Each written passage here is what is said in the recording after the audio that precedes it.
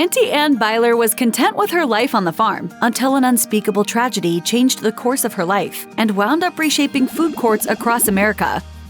Auntie Anne's Pretzels was started by Anne Beiler, the real Auntie Anne. Beiler was born into an Amish Mennonite community in Lancaster, Pennsylvania, and grew up on a 100-acre farm with her 7 siblings. Beiler only attended formal school until 8th grade, though she later went back and received her GED at age 50. Beiler married at age 19, and soon after had 3 daughters. But in 1975, tragedy struck when her 19-month-old daughter Angela was killed in a farming accident. It had a devastating impact on their family. But Jonas and I, from that day on, we began to drift apart, simply because we didn't know how to talk about our grief. Beiler revealed in her memoir that she sought support from her pastor, who took advantage of her grief and abused her. Beiler's marriage to her husband, Jonas, began to suffer, so they went into couples counseling. It saved their relationship and also inspired Jonas to open his own counseling center to help others. But for that, he needed money that they just didn't have. To help the family's finances, Beiler decided to open a simple farm stand at a local indoor market in Downingtown, Pennsylvania. The problem was that a simple stall cost $6,000 in 1988, equivalent to more than $16,000 in 2024. Luckily, she was able to secure a loan from her husband's parents in order to get the small business up and off the ground. At the beginning, Beiler's goal was only to make enough money to support her family. That first week, she only made $875, only a fraction of the startup cost. Beiler worried that she had made a mistake, but with her husband's support, she kept at it. First customer came up for a pretzel, took a bite as they were walking away, and he came back and said, "What is this?" Believe it or not, there was a time when soft pretzels were not widely known in America outside of Pennsylvania Dutch communities. Auntie Anne's helped bring this sort of pretzel to a wider audience and built an entire industry around it. Despite that, Anne Beiler's first store didn't specialize in pretzels at all. They were just one thing on the menu, along with pizza and ice cream. Beiler originally started with the recipes that had been left behind by the previous owner of her stall, though she tweaked them. At the suggestion of her husband, she also added a secret ingredient to the pretzel recipe, which remains a secret to this day. When Beiler premiered her new and improved recipe for pretzels, they were an instant hit. Beiler soon decided to get rid of pizza and instead focus on the increasingly popular pretzels. The profits more than doubled, and suddenly, Beiler was bringing in $2,000 a weekend. The growth necessitated buying more ovens and hiring help. Though business was booming for Beiler, the stand still didn't have a proper name, so she decided to lean into her family ties and use the name given to her by many nieces and nephews, Auntie Anne. With a business name and newfound success, Beiler decided it was time to expand. She opened a second stand, this time in nearby Harrisburg. That first year, Beiler made about $100,000, not too shabby for what was supposed to be a part-time side hustle to help support her family during a tough economic time. Business was booming at the 2 stores. Beiler was content, making more money than she needed, and had no intention of opening more stands. However, those around her kept insisting she should dream bigger. Beiler was reluctant, but in 1989, she relented, allowing friends and family to franchise and open 10 new locations.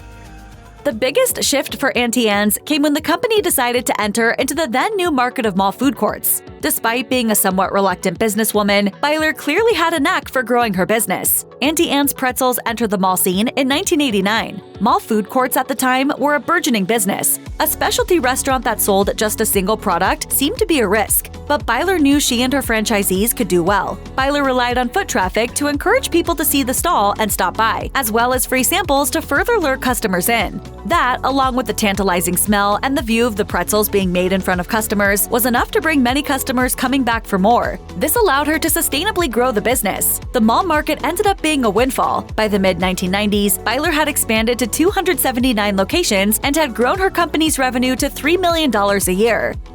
Auntie Anne's grew so big that leadership decided to section off the country to determine designated markets. Since Auntie Anne started in Pennsylvania, the Northeast area was covered, but Beiler decided it was time to think broader and take Auntie Anne's all the way to the West Coast. But they didn't stop there. After expanding nationally, the chain decided to go international as well. In 1995, Auntie Anne's opened its first overseas spot, a store in Jakarta, Indonesia, that set the stage for even larger conquests. After trying an Auntie Anne's pretzel on a trip to Las Vegas, entrepreneur Alice Suleiman was hooked. She became a franchisee and brought Auntie Anne's to Indonesia and then Singapore. Suleiman and her family have created a network of successful Auntie Anne's in the region. Suleiman eventually passed the franchise down to her children, keeping the Indonesian and Singapore locations operations something of a family business, just as Beiler had done when she expanded the original American franchises. When you go into business, you gotta look beyond the norm.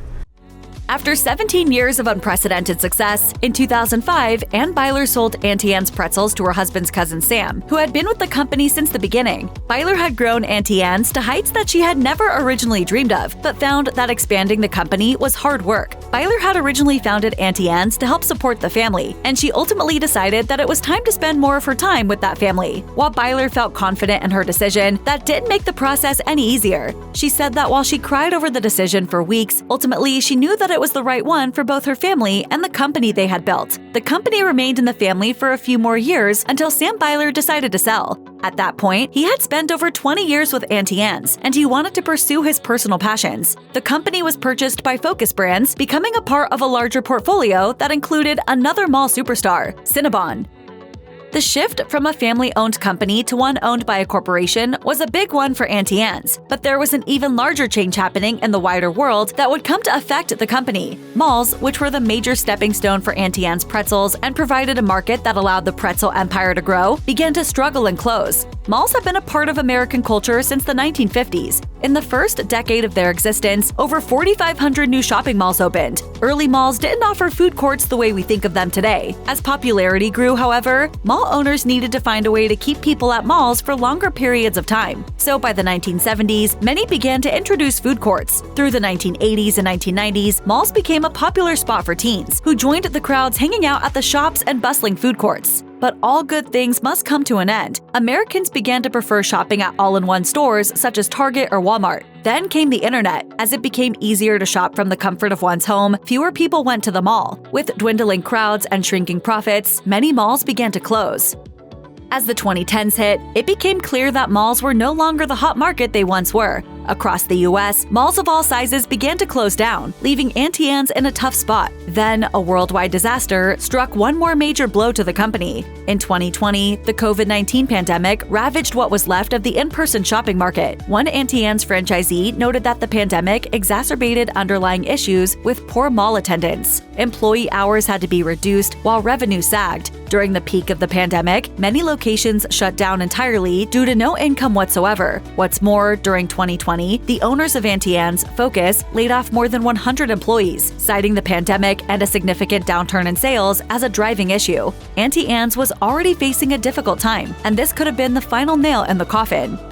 But while COVID-19 had dealt a serious blow to the company, Auntie Anne's wasn't done just yet. The good news for Auntie Anne's is that the company is nothing if not resourceful, and has likewise gained a lot of goodwill over the years. As a result, its leaders began to experiment with other store options. However, finding a new market for such a niche product as soft pretzels took some work. It's one thing to buy a pretzel from a stand as you're walking around a mall, but it's another thing entirely to go out of your way and drive somewhere just for a pretzel. Still, in 2021, Auntie Anne's opened its first ever drive-thru location. This strategy still played on Auntie Anne's reputation as a place to grab a quick snack, but potentially expanded its reach through the convenience of a drive-thru. Additionally, Auntie Anne's drive-thru was combined with a Jamba Juice. The advantage of this was that, much like a mall food court, Auntie Anne's could act as a supporting treat without requiring the money and resources to operate its own freestanding building. Auntie Anne's has always succeeded when in a combined space, so it was a perfect marriage.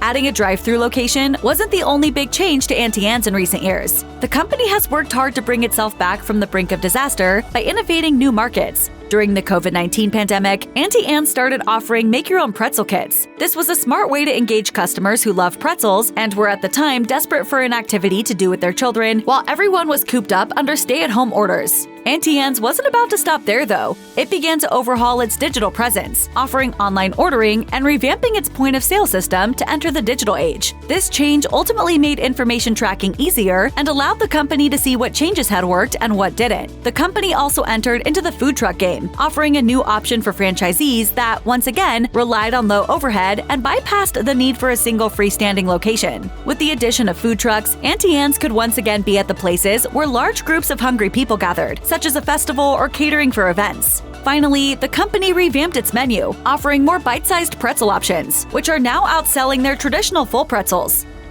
All these revamps really worked in Auntie Anne's favor, as the company now appears to be going strong. In 2023, Auntie Anne's was ranked 98 on the Franchise Times ranking of franchises, a significant increase from 2022, where it was in the 124th spot. After adding drive-thrus and expanding offerings, Auntie Anne's saw a massive jump in sales, which really gave the pretzel chain something to dance about. Auntie Anne's now makes nearly $800 million in global sales, with more than 2,000 Auntie Anne's locations spanning over 30 countries. Auntie Anne's proved that it can adapt and change with the times without truly forgetting its roots. It's also gotten savvier at marketing. On National Pretzel Day, the company often gives away free pretzels, a throwback to when the only marketing it did was through samples and word of mouth. 364 days till the next pretzel day.